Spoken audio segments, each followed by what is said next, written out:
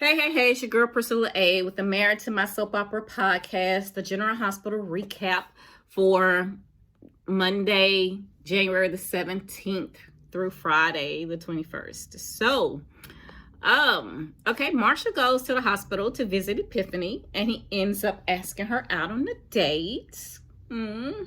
Curtis and Laura take some time to get caught up. And he confides in her about his father's reappearance and how it makes him feel.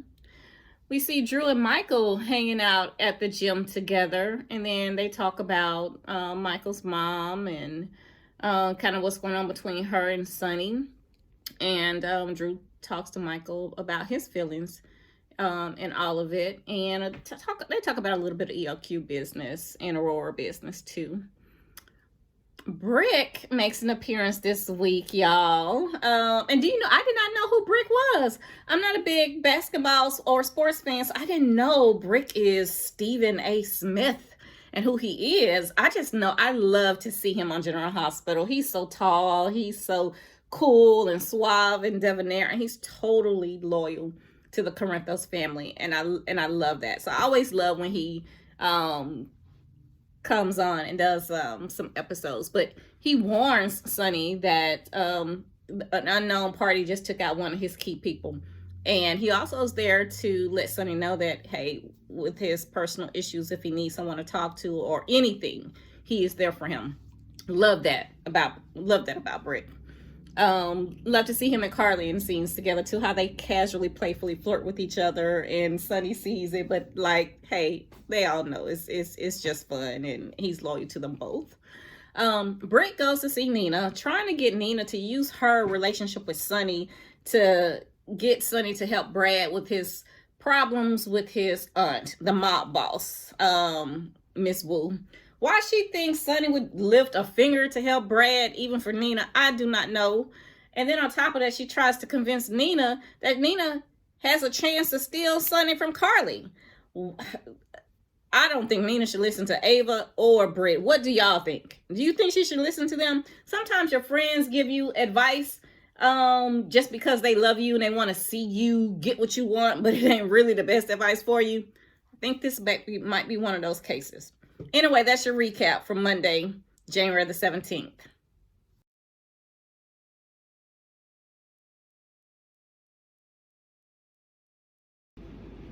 Okay, so this is your recap for Tuesday, January the 18th. So TJ is still trying to talk to Brando and comfort him with his grief and talk to him about Sasha pulling away. Meanwhile, Sasha is actually in a yoga class with Gladys where she's pulling away from Gladys. And for once, Gladys is really trying to help. We're seeing a whole different side of Gladys. I kind of like it. Maxie is in class with her mom, and her mom is trying to tell her how concerned she is about how Maxie is handling Louise's disappearance. Marsha and Epiphany are actually having a good time, enjoying their date, but then Marsha has some type of heart attack episode, so they end up having to rush him to the hospital. Curtis actually is talking to Drew about his dad, and y'all, this is the theory that they came up with. So they think that Marshall is in witness protection, has been for years, and if Curtis continues to poke around, then he could raise some red flags to whoever Marshall is hiding from, that he is still alive. So, you know, he thinks that Marsha could be telling the truth. Anyway, they all end up at the hospital waiting to see what the results are of Marshall's exam and everything. Finn and Dante actually help BLQ and Chase move, and they move into Jax's old place that he vacated. So that's going to be interesting, the two of them living together. But that's pretty much your recap for Tuesday. Let's get ready to move on to Wednesday. Prom's coming up. We're going, right? I know my good two shoes cousin ain't giving it up. Now me on the other hand. How's everything looking? You know, I got to be in tip-top shape for my first college game. one of the best quarterbacks I've ever coached. Dwayne, we need to talk about your results. Why, is something wrong? Download the Louisiana Film Channel app now and let bon temps du play. So we're up to Wednesday. So let's start with Marshall at the hospital. So Liz, Finn, and Curtis and Epiphany are all there. And the doctor and Epiphany have a disagreement as to what the doctor really should have did to get to the bottom of what's going on with Marshall. But the doctor seems to think that it's just something wrong with his medication and that it's nothing serious. And Curtis is trying to talk to his dad to find out about his health condition, but Marshall doesn't want to tell him anything. Doesn't want to talk about it. Big surprise there, right? Yeah. Sonny runs into Dante and Chase at the gym, and Sonny kind of lights into Chase a bit over Brooklyn, because you know Brooklyn is his goddaughter and she is family to him. But Dante has to kind of, you know, back him off a little bit. And then he and his dad continue to talk about giving Carly space. And Dante's trying to talk sense into his dad, but, you know, Sonny not really trying to hear that. But y'all, you do know he is off his medication. Yeah, Sonny is off his bipolar medication, so his judgment is going to be way off. He doesn't want to give Carly any space, even though he agreed to. He wants to insist on her coming home and them trying to work it out right now.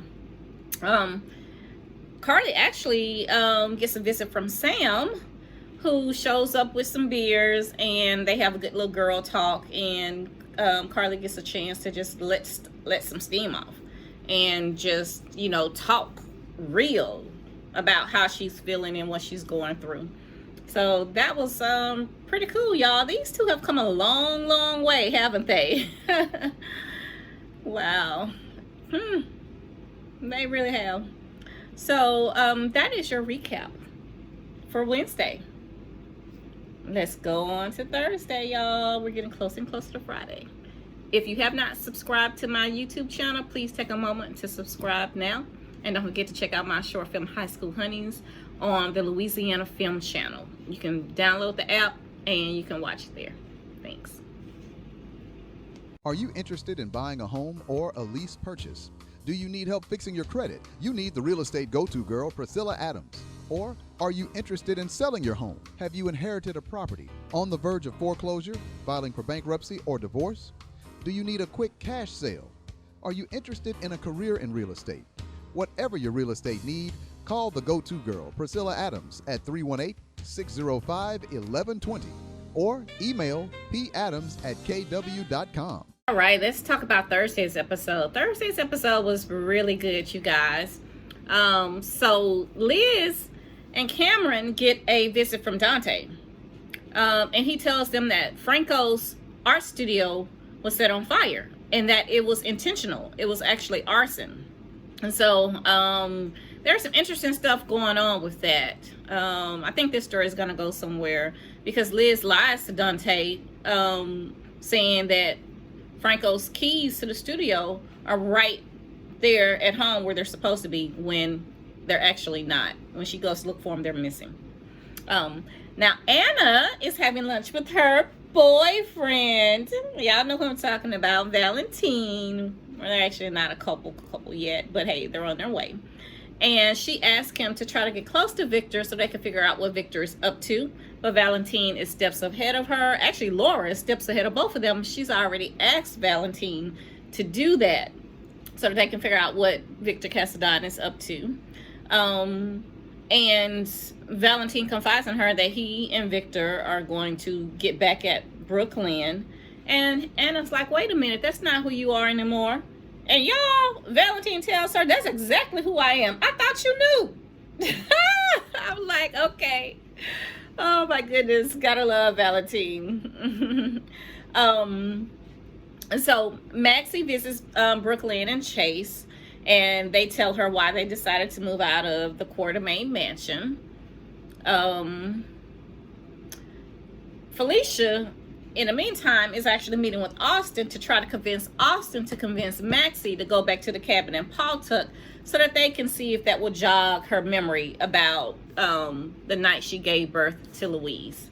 Austin ends up agreeing to go back to the cabin, and Maxie ends up agreeing to go so that if he does remember something, she'll be right there to do damage control. Yeah, so you guys, this was a really good episode, and the best is yet to come. Let's get ready to move on to Friday.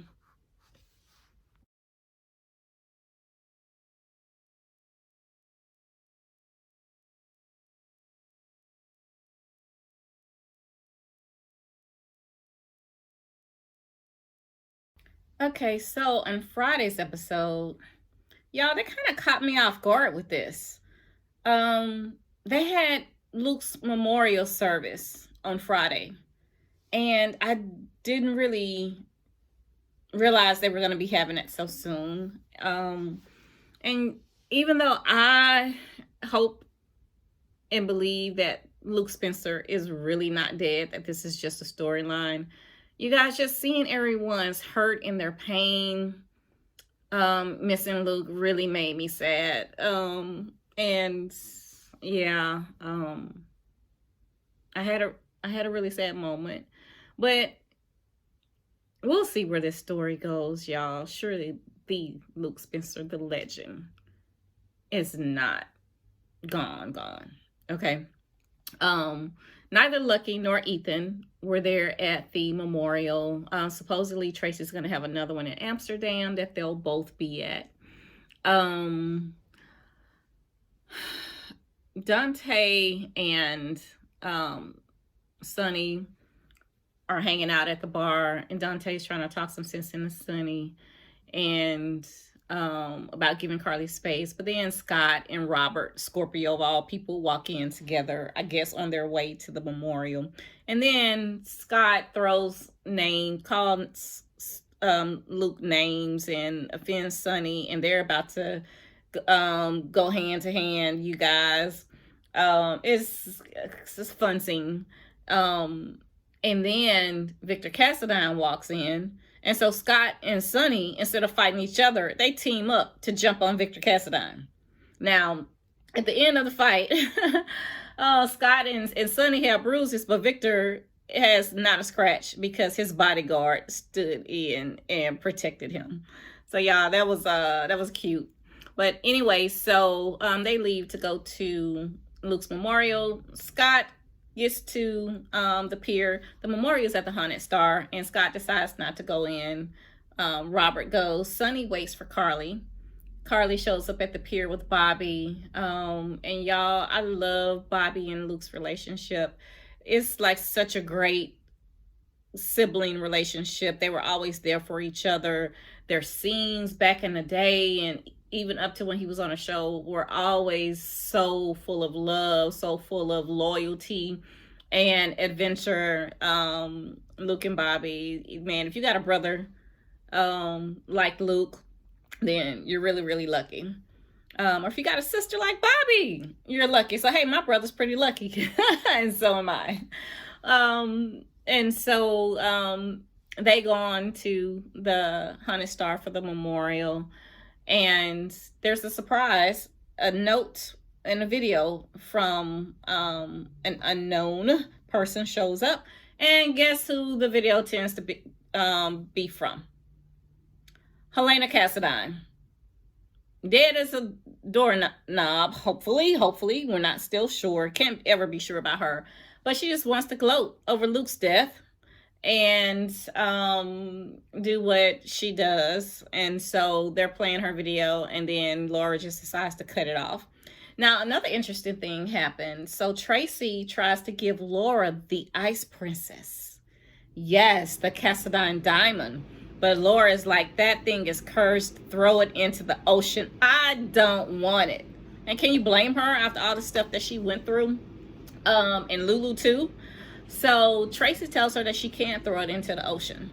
So she walks away with it. But y'all, Spencer seems really intrigued by the Ice Princess. So I wonder if this storyline is going to develop, and maybe this is even part of what Victor has up his sleeve. I don't know. But I just, wow, that was really interesting. So that was your recap for Friday. Luke's Memorial, of course, just had to have something extraordinary happen. I was really hoping he would show up and be alive and not dead. But hey, we'll see what happens. That's your recap for Friday.